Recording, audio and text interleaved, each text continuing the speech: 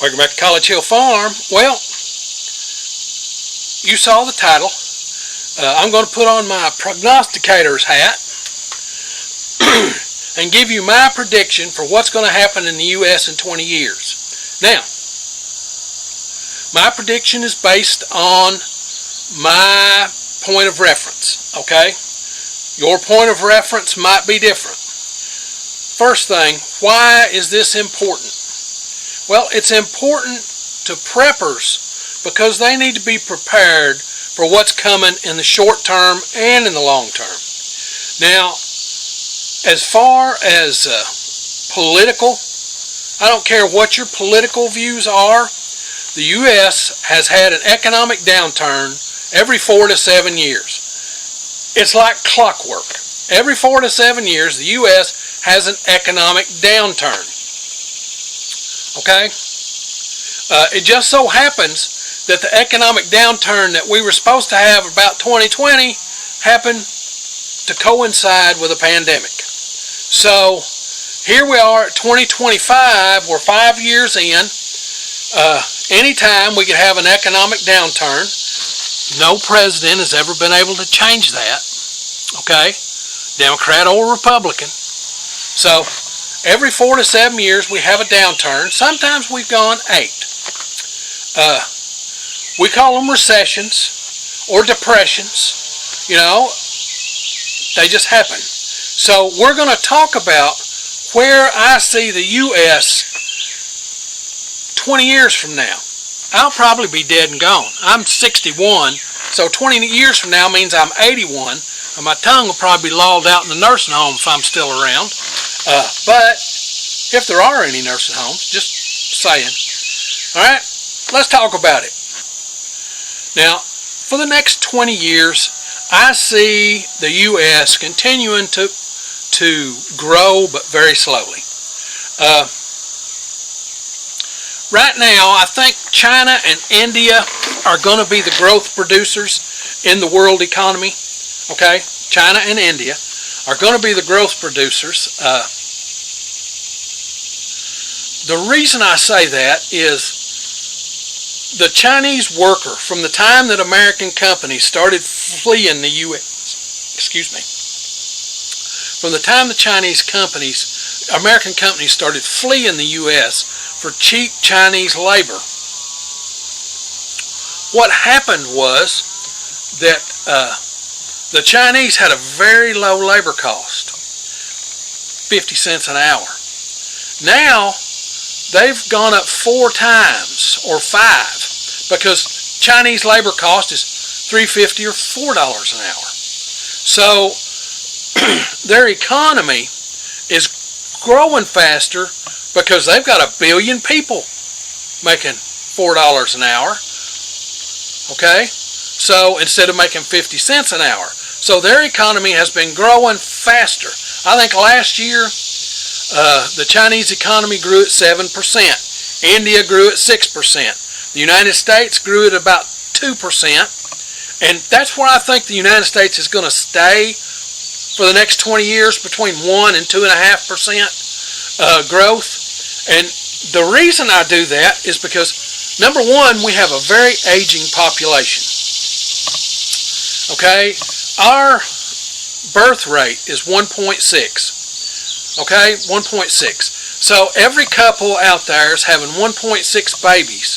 So they're not having enough babies to replace the couple. So as we get older, as the boomers get older, and as the Generation X gets older, what we're going to see is a very aging population that moves without the bottom growing very quickly. So that's going to cut into productivity. Now, worker productivity will remain high because what we've got right now is we have very high worker productivity. Our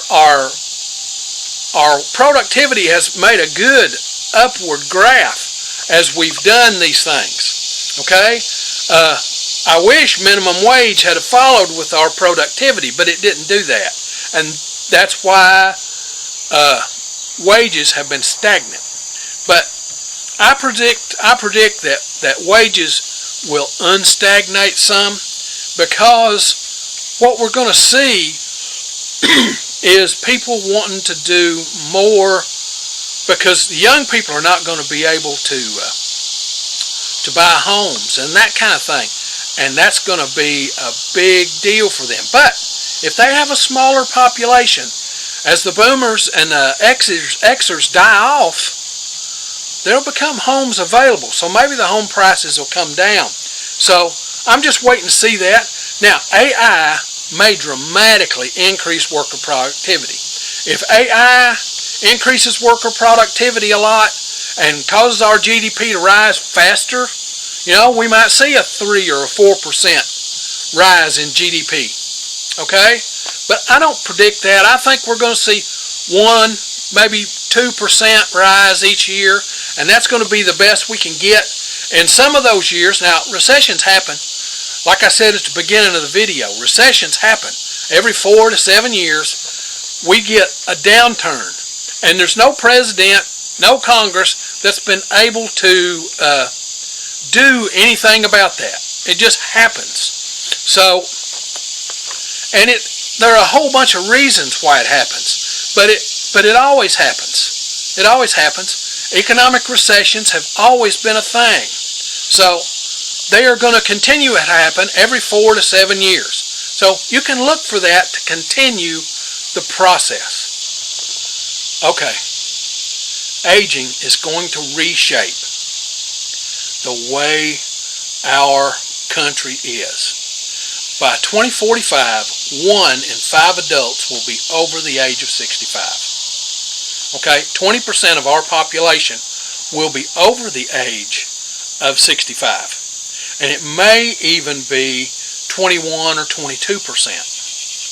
Now, that's going to create some challenges because of that 1.6 birth rate, our younger populations are not growing. Okay?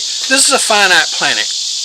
First off, you have to understand, this is a finite planet. There are finite resources. So, if there are finite resources, then consistent, constant growth is impossible. Okay? We have to get that through our little head first. Consistent, constant growth is impossible. Impossible. It's a myth. So, there are going to be labor shortages. There are going to be labor shortages of all kinds here in the United States. There will probably be especially labor shortages in the fields of medicine, nursing, the personal care industry, okay? Because, like I said, 21 to 22% of the entire population is going to be over the age of 65. Now, what could reduce that? I'm going to trigger some of y'all. You ready? Immigration. Now, the only way that the U.S. can grow is if we get a consistent immigration policy that allows immigrants to come here. Okay? It's the only way we can grow. If our younger people are having fewer children, the only way we can grow is to work on immigration. If immigration policies are so strict that nobody can get in, then I predict that our economy will shrink rather than grow. Okay? It's common sense. If you need 1 million workers and you've only got 800,000, your economy's got to shrink, not grow. So it'll all depend on immigrants and what we allow. One of the things that this country has done is we have got lax on our education system, and other countries make it so that college is free. Okay? Nobody pays to go to college hardly. And for that, they get more people with higher educational credentials that can work in these high-tech industries. And how has America been compensating for that? With the visas for very intelligent folks. Okay? Folks from India, folks from China, folks from Japan, folks from Korea. Okay? Very highly educated, technically educated folks. Science, math, okay? The chip industry, all that. That's how we've done that. But if our immigration policy stops that, decline in productivity is coming. So we just have to wait and see. I assume that everybody says our Congress is owned by corporations, and it is the corporate states of America. I have to admit that freely, and you have to too, because it's just commonsensical. Who pays for elections? Well, if a little election in a small state, 4.9 million people like Kentucky, costs $100 million to win, yeah, somebody's paying for that.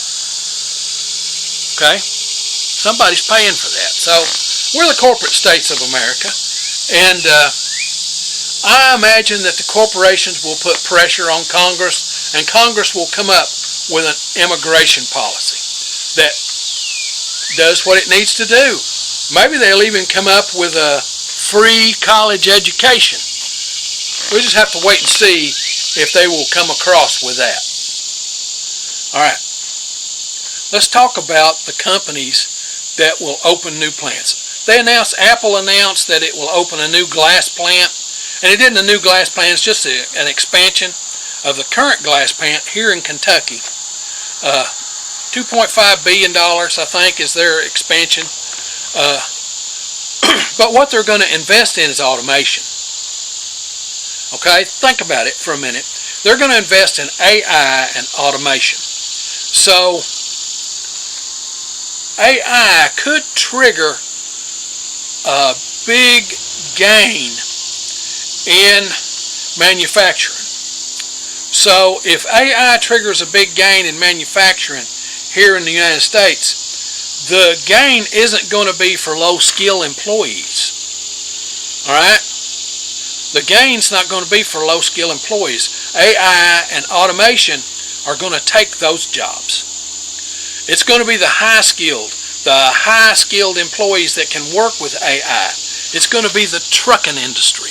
It's going to be the transportation industry that benefits here. Factory work is going to continue to diminish as automation increases. So in the next 20 years, I think you're going to see automation take a lot of factory jobs. Lots and lots and lots of them. Okay?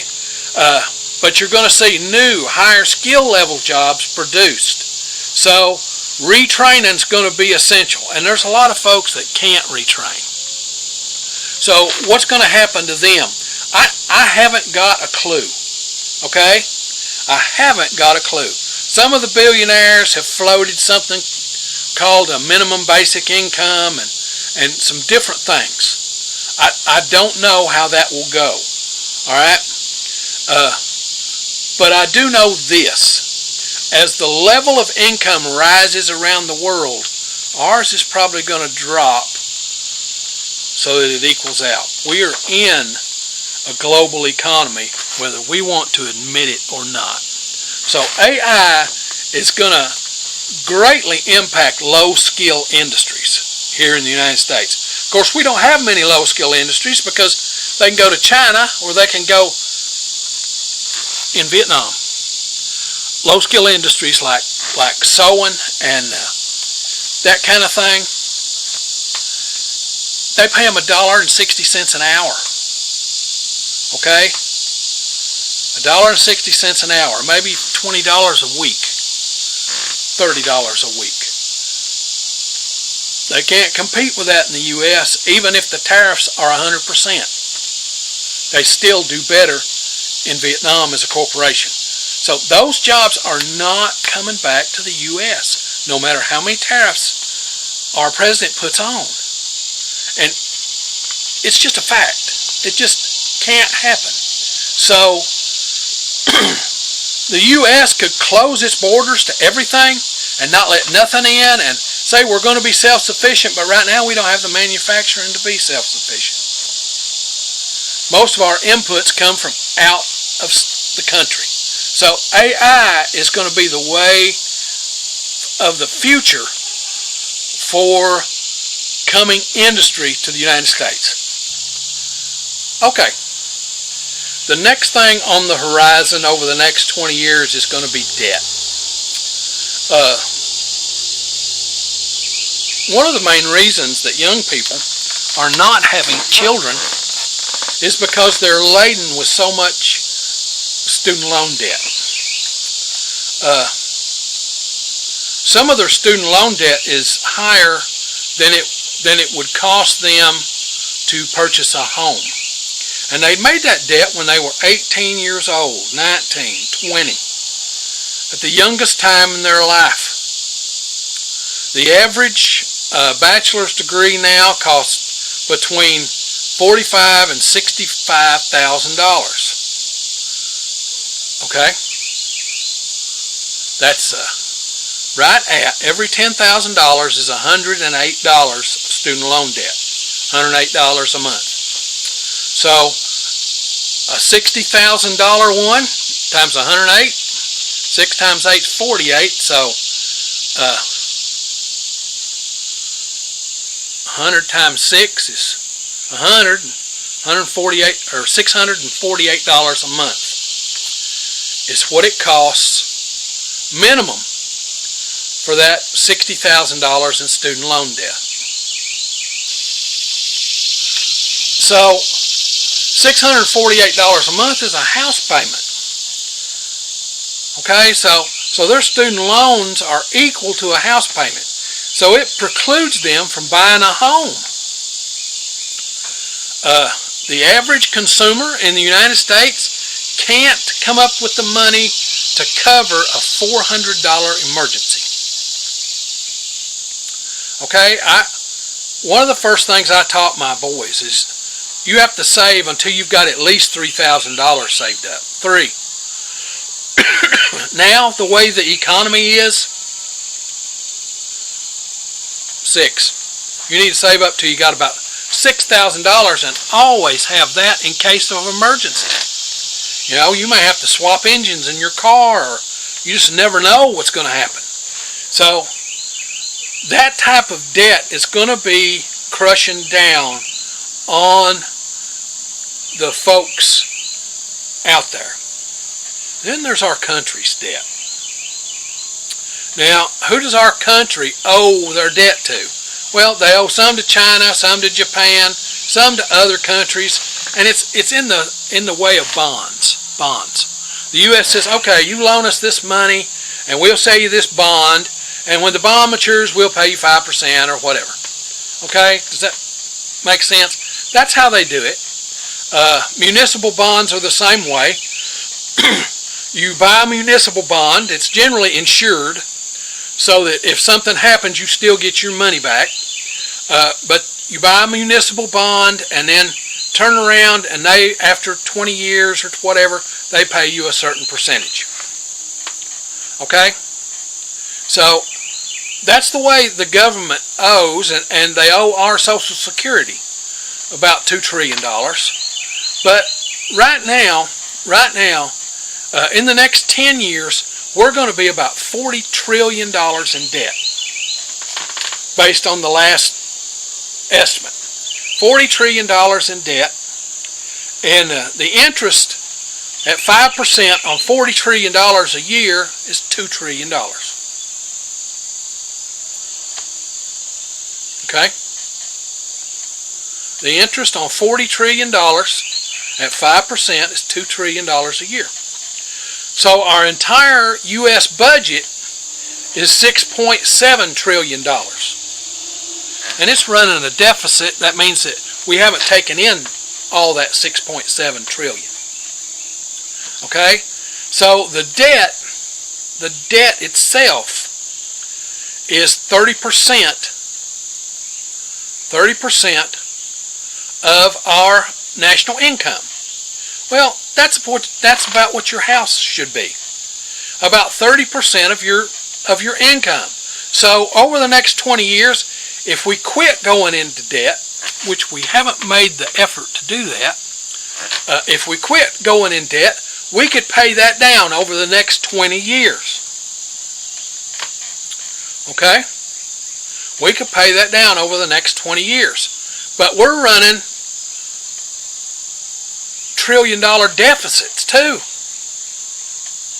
Not in a year, not in a year. 500 billion in a year or something. Okay? $500 billion deficit in a year.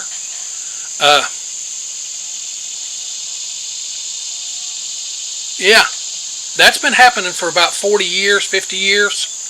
So, it's just one of those things that will our government default?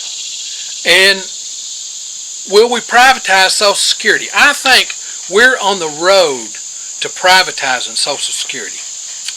And that's going to be a bad day for most seniors. Most people needing to retire.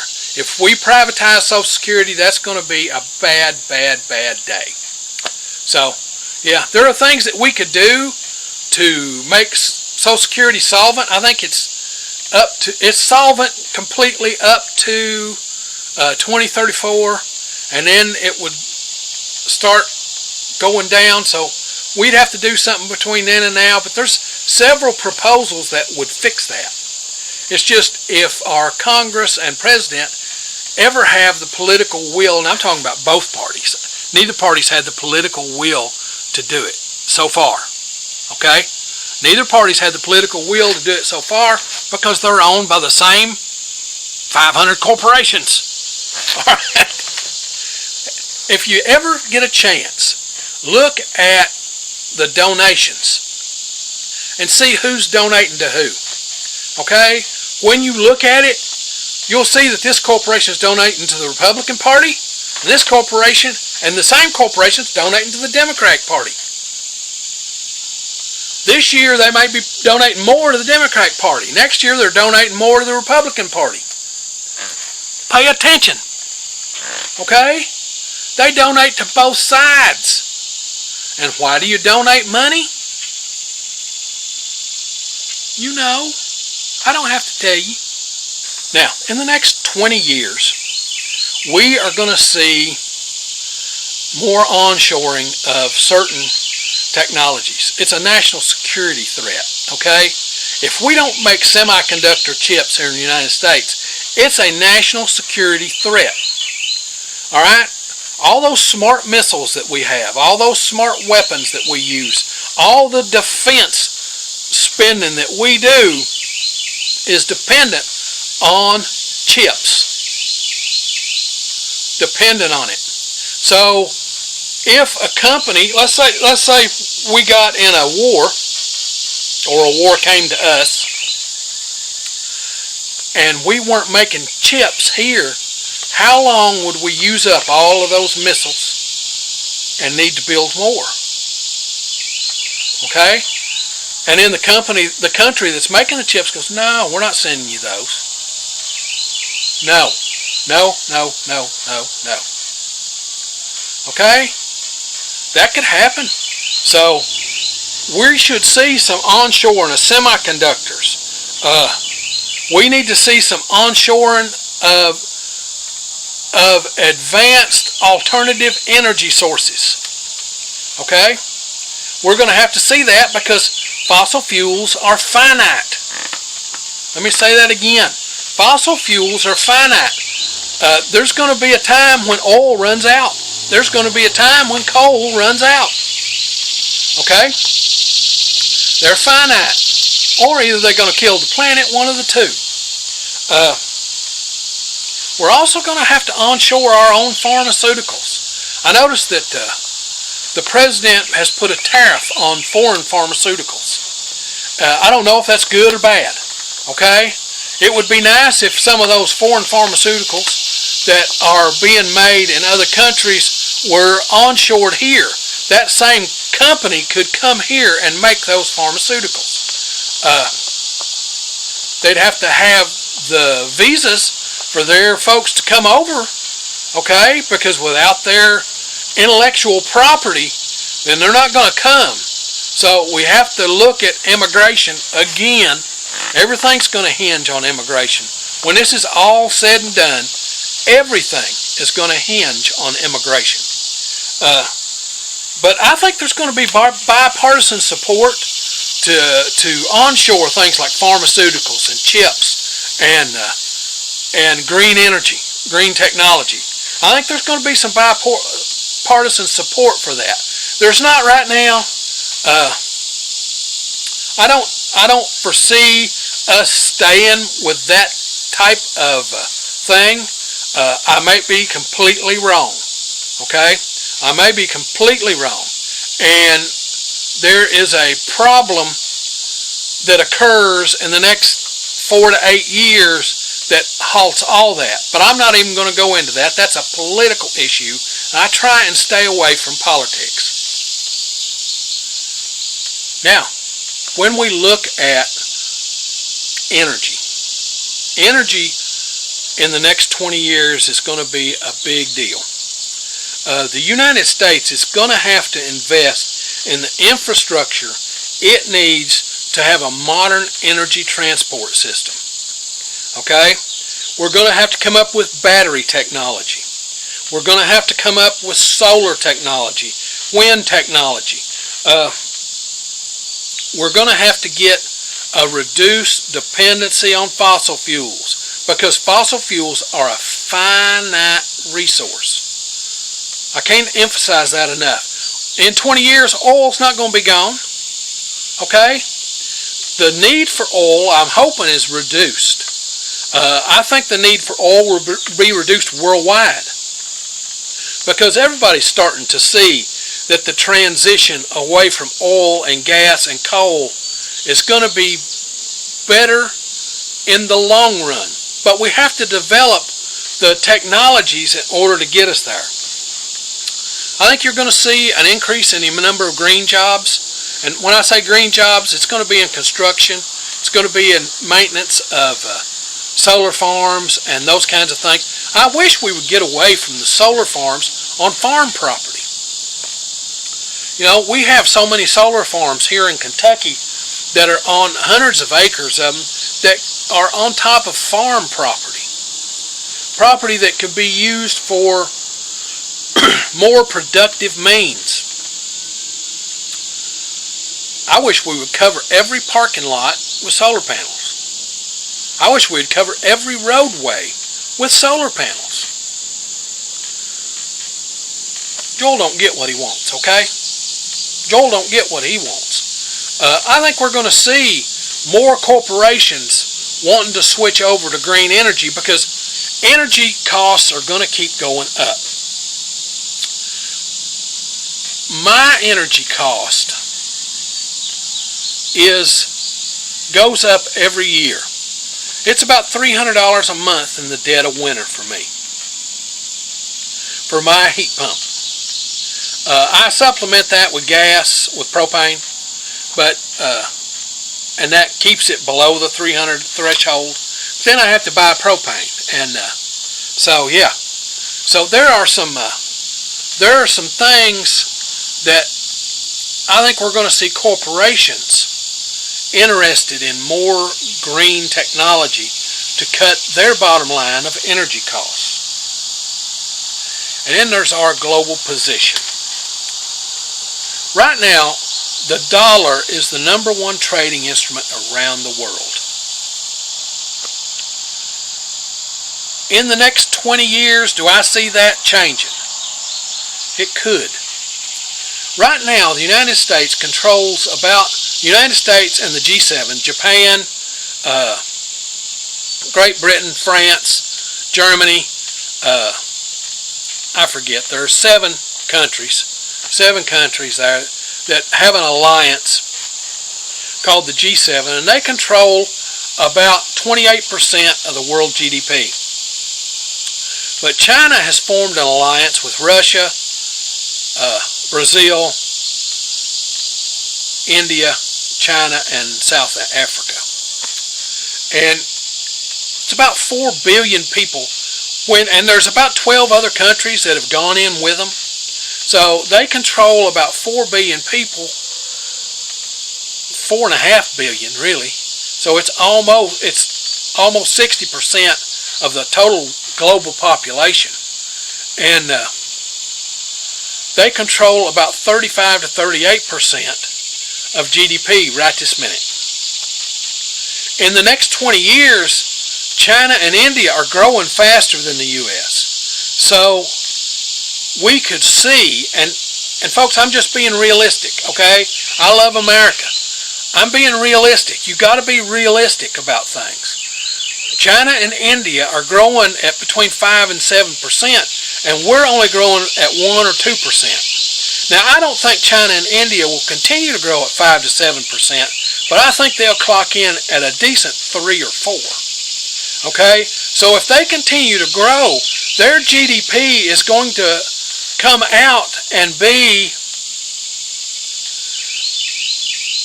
about 40% to 42% of the overall world GDP in the next 20 years.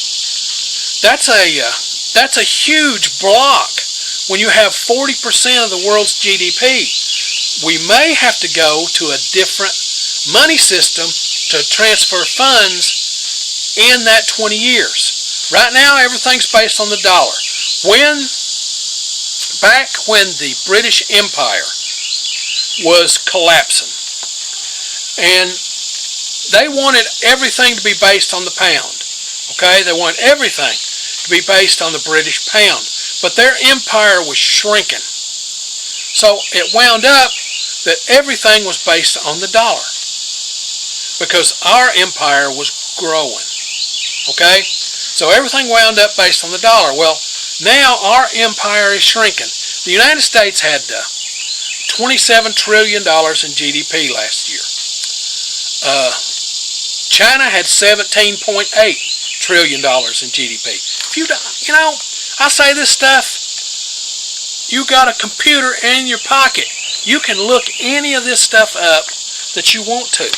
Do that. I encourage it. Okay, I write some stuff down so that I don't get off. I'll go off on a tangent in a big hurry if I don't write stuff down. So I think the dollar will remain dominant in the next 20 years, but in the next 50, I don't see the dollar remaining as the dominant trade currency in the world. Just putting that out there for you preppers that are out there and seeing what's going on. The dollar's going down in value. Of course, the dollar goes boop, boop, boop, boop, boop, boop. It goes up and down, up and down, up and down. Okay, a lot of that is market driven and what this billionaire's doing and what that billionaire's doing. Okay, the dollar does that. So, will it continue to be the main currency? I don't know. In the next 20 years, I'd say it will. In the next 40 years, that's iffy. Then the supply chains. Supply chains are a big deal. That extra $10 trillion of GDP that the U.S. has is buying power. Okay, that's why everybody wants to trade with the United States. We have that extra $10 trillion more than China in buying power. Okay, Russia was never a threat to us. I know, we were in the middle of a Cold War and yada, yada, yada, and the bomb, and Russia was never a financial threat to us. I think when we were doing $20 trillion, or $15 trillion back there in the 80s, when at the height of the Cold War, Russia was only clocking in, the USSR, the Soviet Union, was only clocking in at $2 trillion or $3. Okay? They were never a financial threat to the United States. Never.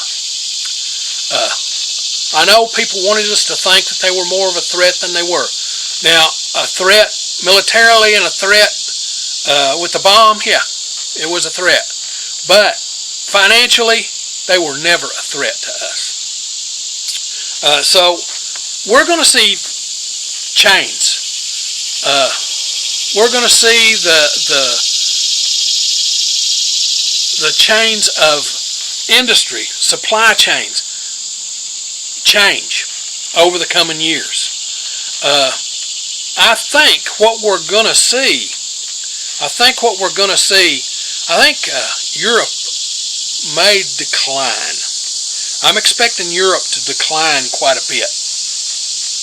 And if that's the case, just so you know, French President Macron wanted to go to the BRICS summit. Okay? One of our G7 members wanted to go to the BRICS summit. Russia said no, but they still wanted to go to the summit. Perhaps petition to trade with the BRICS. So look for things to change. When the United States no longer has the dominant financial in the world, you know, the U.S. used to control about 42%. We don't do that anymore. Only about 28%, and the BRICS control about 36%, and in the next 20 years, they'll be up to about 42% where we were. So they're going to be the dominant one financially in the world. And how the U.S. handles that, I don't know.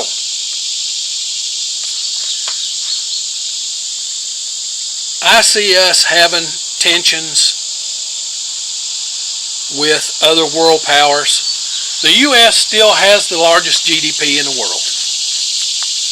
So, but China and India are growing at such a rate, it may be that China's GDP matches ours in the next 10 to 15 years. And so we're going to continue to have tensions with China. Just what's going to happen. But I don't think, and China's got their own debt problem too. China's got quite a bit of debt too to go along with theirs, just like us. We've gone into debt because we have not been willing to grab the economic bull by the horns. Well, China's doing the same thing. They've gone into debt investing in things that have not always panned out. Okay? So China is in debt too. So we've got two major powers in debt. And that's going to create tensions between the two.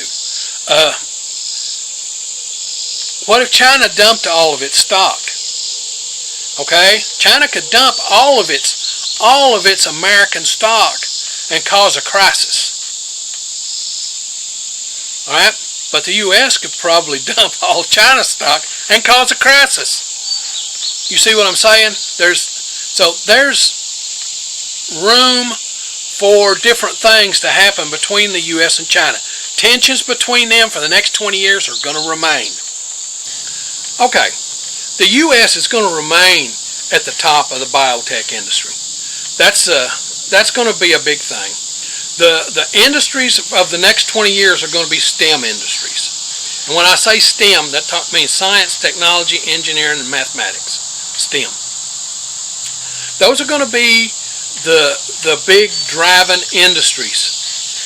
Whether it's green technology, whether it's carbon capture technology, whether it's coal gasification, okay, all of those things are going to play a part in the U.S.'s economy. Going to play a big part. We are going to see low-skilled workers replaced by AI and automation. It happened in the coal fields when my grandfather worked in the coal mines. He was a coal miner. My dad was a coal miner. My brother was a coal miner. My dad pushed for me not to be a coal miner. They had a hard time sometimes reconciling not wanting me to be a coal miner and still being a part of the family. You know, they had a hard time with that sometimes, but that was the way they didn't understand how technical jobs functioned. So a lot of those workers were replaced in the 50s. In the 40s, Harlan County, Kentucky, height of World War II, Harlan County, Kentucky had 80,000 people in it. It was the third largest county in Kentucky. The third largest county in Kentucky with 80,000 people. Well, the 50s rolled around and saw the beginning of high-tech, of technology and automation moving into the coal industry, and continuous miners took jobs that used to take 50 men to do, and 3 men could do it. So it really, really, really hampered the coal industry. And today, Harlan County, Kentucky only has about 26,000 people in it because of automation in the coal industry. And coal's pretty much the only industry there. That's the way it is in most rural communities. Being a member of a rural community college, we studied rural communities around the globe, but around the country. And all rural communities had the same characteristics. They had single industries. They were generally extraction industries, either logging or coal mining or farming or whatever, and they were extraction industries. And they depended on cyclical things, so that it was either feast or famine. Dad used to say it's either feast or famine in the coal business, because either you're working 7 days a week or you're laid off. And Dad was laid off a lot. You know, him and Mom had to save money. When coal mining was going good, they saved as much money as they could, because they knew that there was going to be a bust cycle that come along. And Dad was an electrician and a maintenance man, so he was good at getting a job pretty much anywhere. So when the coal industry went down, well, we worked on houses and stuff like that. But it was just that kind of thing. And that happens in all rural communities. They're boom and bust economies. So there's high poverty in all of them. And it's a common theme with rural communities. Rural communities have high poverty. It's just what happens. So, do I see that continuing? Yes. And I see the drain on rural communities as coal mining dries up. Okay? The Appalachians, as coal mining has dried up. And we've gone to things like natural gas. The communities are continuing to shrink. Okay? The job opportunities are continuing to migrate away. And what happens? Well, in 1963, when my dad couldn't make enough money to keep us alive, he went to Michigan and got a job. I think his first job was at an American Motors Corporation. Okay? And then we moved there, and then he changed to a little company called Ferndale Fastener, who made bolts and screws and nuts and bolts and stuff for the automotive industry. And we stayed up there for 8 years. Then coal came back to a boom cycle again, and we went back to Appalachia down the Hillbilly Highway. So, yeah, those are going to continue. But I don't think you're going to see too many booms in coal anymore. In the next 20 years, there might be 1 or 2 bumps in coal production, but I don't foresee that as a sustainable thing in the next 20 years. Now, in the next 20 years, if we look at the United States, back during the Gilded Age, the gap between the haves and the have-nots was tremendous. And a Great Depression came along and pushed everybody's head into the dirt. About a 25% unemployment rate. One of the big drivers of the Great Depression was the income of the tractor to the farming industry. Okay, the tractor came along, and used to 60% of the population was employed in farming. Well, the tractor came along and changed all that. Okay? 2 guys could do what 25 or 30 did. So, yeah, it really changed it. And where did those people go? They went to the cities looking for work. And when they couldn't find work, they went to little Hoovervilles and were living in homeless camps. We're seeing homeless camps everywhere. And our government is making it illegal to be homeless. I know some of them have drug problems, some of them have mental health issues. But when we make it illegal to be poor, wow. You just have to think about that. Illegal to be poor. And so in the next 20 years, I look for our income gap to increase. Right now, during the Gilded Age, the top 1% held about 50% of all the wealth in the United States. Well, right now, 8 billionaires in the United States have more money than 4 billion people, than half the people on the planet added together. Okay? So the wealth gap has widened so much. I think you're going to see a resurgence of unions. I think that's coming. It's going to have to come if the average person wants to have a voice. You're going to see a resurgence in unions.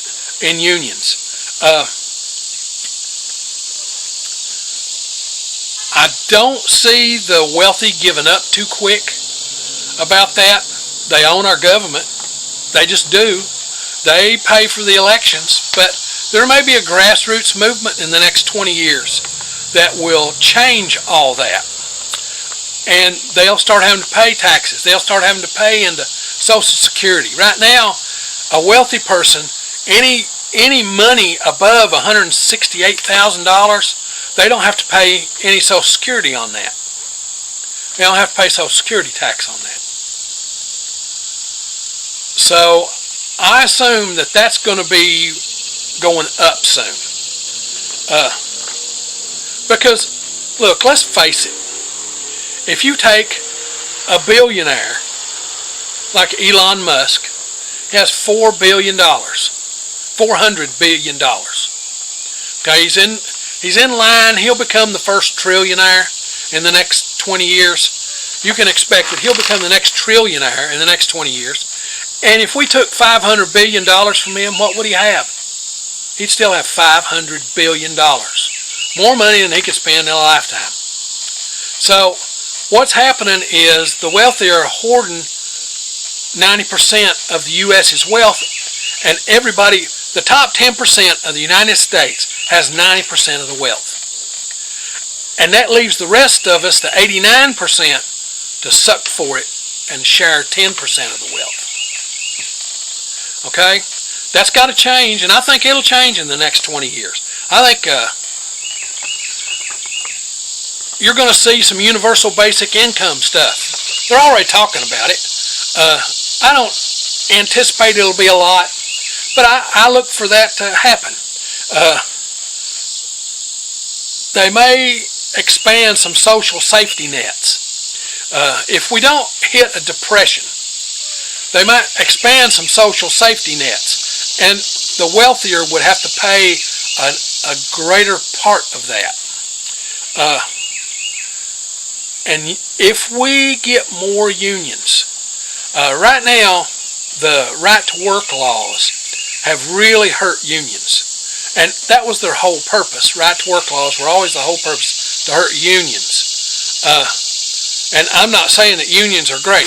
Unions can be as corrupt as shit. So not all unions are great. So we're going to see a whole lot of different things happening in the coming years. And I'm anxious to see exactly what that's going to entail. Stronger labor laws. Right now we're taking the restraints off of labor. We're taking the restraints off of industry. And I think it's going to be a bad news for labor. And that's what's going to help strengthen unions. I think that's just going to happen in the next 20 years. So, just my prediction. I advise you to always write a manifesto in the comments. I do not delete them, okay, unless they're nasty. I delete the porn stuff that comes in, but I don't delete your comments if they disagree with me totally. All right, and I read every one of them. So, yeah, that's what I think is going to happen in the next 20 years. Okay, there could be a few game changers to my predictions. All right, first off, we could get a major pandemic again, one worse than COVID, and that could be a game changer to everything. Okay, a pandemic worse than COVID could cause us to have an enlightenment. All right, it could. Let's say we had a pandemic and it killed off 4 billion people. The United States only has about 4.5% of the world population. So let's say it killed off 4 billion people, half, and we went down to 2.5%. If it killed half of the people in the U.S., down to 150 million, 170 million people. Wow, that's a big decrease. So, yeah, a pandemic could do a big thing. Let's say we get fusion. As a physicist, I was told when I first started learning to be a physicist 44 years ago,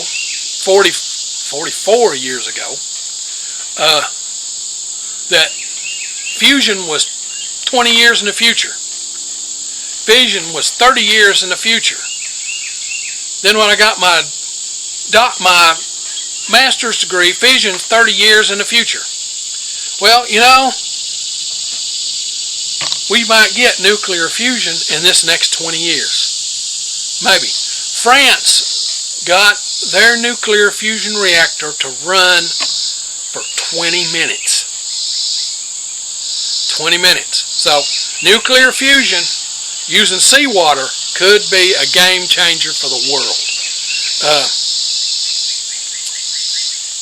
There's going to be geopolitical realignments. What happens if most of the folks in the G7 go over to the BRICS?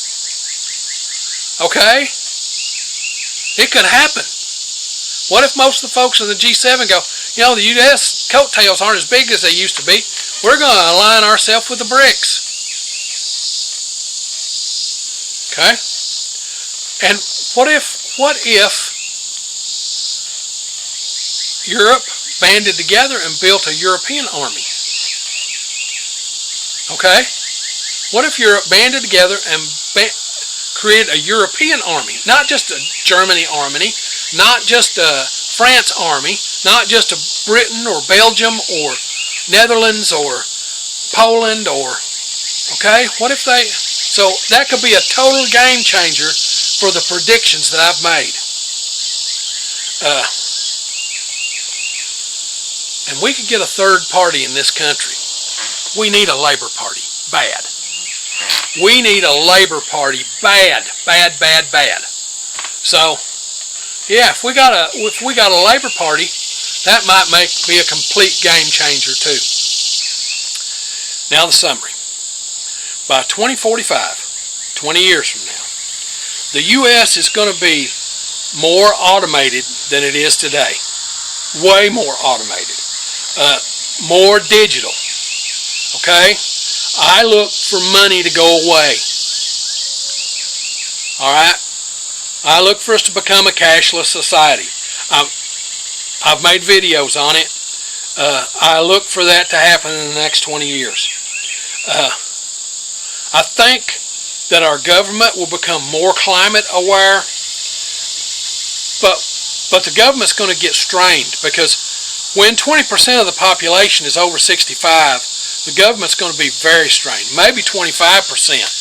By 2045, maybe 25% of the population is going to be over 65. That's going to create some super challenges. I don't look for inequality to be solved in the first 10 years. Maybe after 2035, because 2034, the Social Security Trust Fund won't be out of money, but it will be down to where they'll have to cut back on on how much they can put out. Okay? So, yeah, I expect by 2035, inequality will probably be at the maximum. That's just a guess. Inequality may continue. Okay?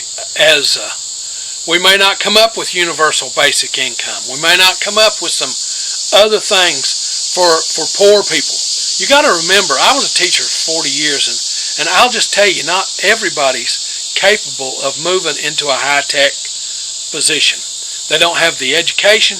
They don't have the intellect. Okay?